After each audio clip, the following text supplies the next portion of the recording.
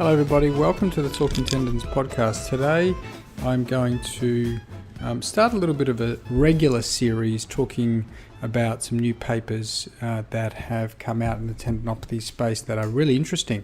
So over the next few days and probably month or so, I'll probably try and do a few of these.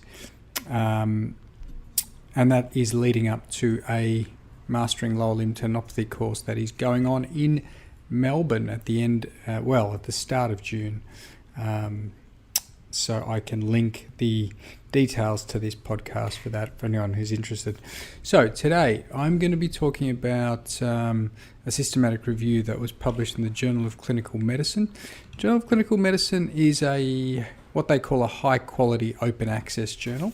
So it is open access. You have to pay to be published in this journal, but it's not one of the ones that you should really avoid because they're a little bit dodgy or a lot dodgy. This one is peer reviewed and seems to be above board. I haven't published in it, but from looking at the journal online, which I did when I read this paper, always a good place to start, actually. Just have a think about the journal and is it a credible journal whenever you're reading a review, because there are unfortunately many journals these days that aren't. The title of this systematic review is Does Additional Dietary Supplementation Improve Physiotherapeutic Treatment's Outcome in Tendinopathy? A Systematic Review and Meta-Analysis. So it's an interesting area because patients will often ask, are there any supplements that I can take? Is there anything from a dietary point of view that will improve my chances of getting better or improve my outcomes? So it is an important question. I think probably the biggest limitation of this review is that there isn't much evidence to answer the question available at this point. So the authors have, as you do in systematic reviews, completed a comprehensive search. They've looked at the yield of that search and identified studies that answer their question. And they were looking for supplements provided compared to some other generally physiotherapy alone or physiotherapy and placebo treatments. I think they described their comparisons in that way. The interventions consisted of any kind of physiotherapeutic approaches, so it could have been exercise or shockwave, etc., but it also had to include dietary supplementation. Okay, so that's what they were looking for, and the outcomes of interest were things like numerical rating scale, pain, VAS, visual analog scale, and also reliable and valid functional outcomes like the Victorian Institute of Sport or the Shoulder Pain and Disability Index for the shoulder. So that sort of gives you a brief overview of some of the PICO elements and how they define those. And they assess quality via the Cochrane Risk of Bias tool. They also then look to do some meta-analysis, and that is combining the findings in a statistical model to see if there's an effect for these supplements.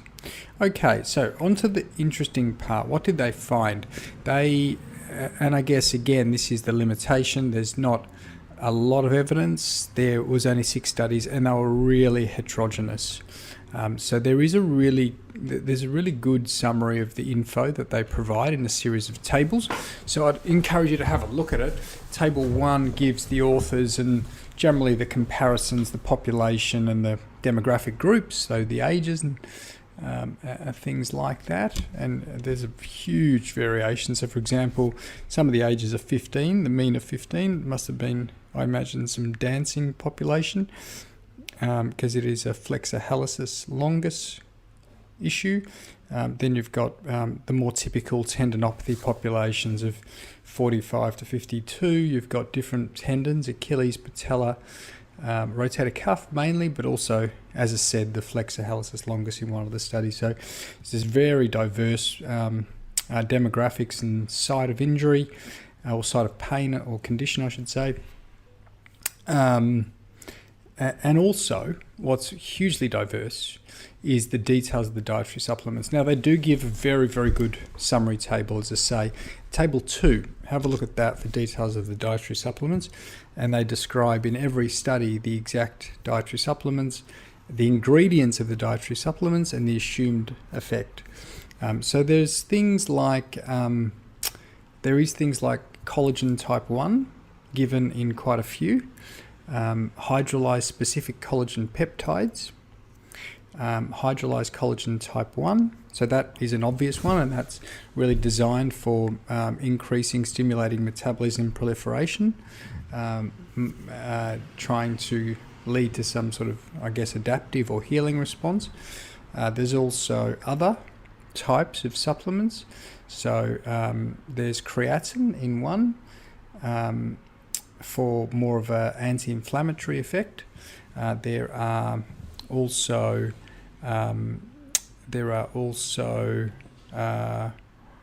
supplements. So, for example, let's try and get these here. The other ones that were common are essential fatty acids, again for their potential anti-inflammatory effects. So essential fatty acids were one of the other supplements. There's polyunsaturated fatty acids, again for an anti-inflammatory effect. So I guess you can loosely divide the supplements and the effects primarily of the supplements into two groups. One more of a proliferative, adaptive effect, one, and the other more of an anti-inflammatory effect from some of the other types of supplements. So have a look at table 2 if you're interested. That's sort of a brief summary, probably not a complete summary of the types of things that they have looked at.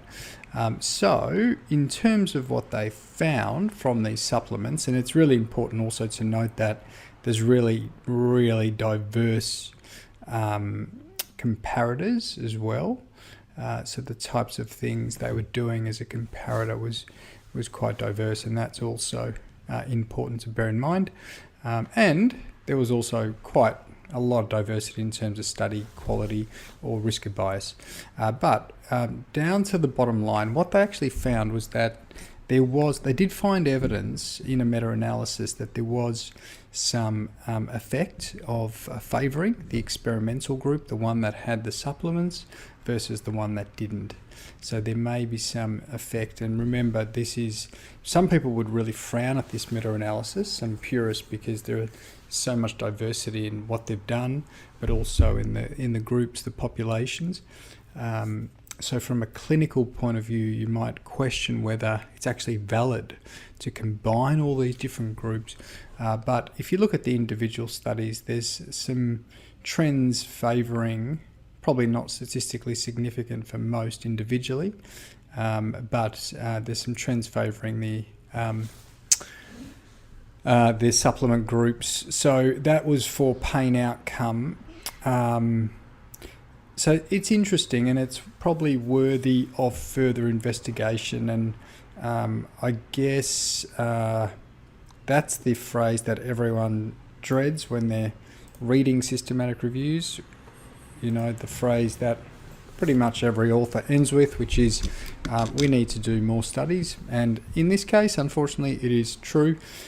There's not a lot of strong evidence, I guess, from a point of view of evidence-based medicine to recommend any of these supplements at this point.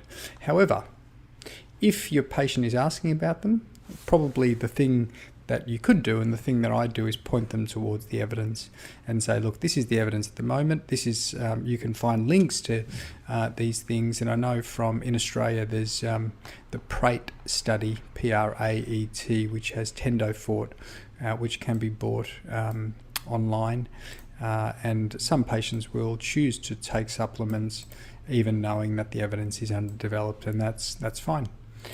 So it's a decision that they can make, knowing the evidence base that is out there. So we do need more evidence. There may be some anti-inflammatory effects. There may be some adaptive effects. And one of the interesting points the authors make is that potentially it's more beneficial than classic anti-inflammatory treatments, because it doesn't have the side effects, i.e. some of the gastrointestinal side effects.